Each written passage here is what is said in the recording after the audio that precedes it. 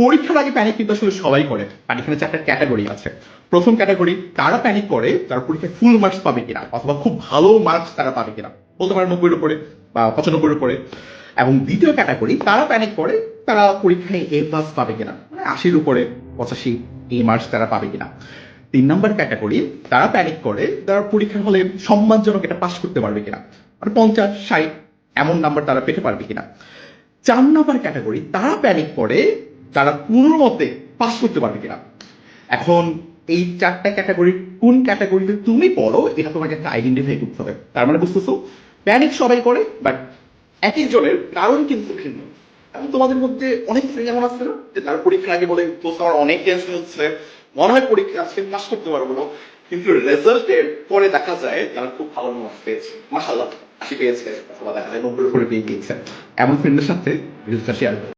পরীক্ষার আগে প্যানিক কিন্তু আসলে সবাই করে। আর এখানে 4টা ক্যাটাগরি আছে। প্রথম ক্যাটাগরি তারা প্যানিক করে তারা পরীক্ষায় ফুল মার্কস পাবে কিনা অথবা খুব ভালো মার্কস তারা পাবে কিনা, বলতে পারে 90-এর উপরে বা 95-এর উপরে।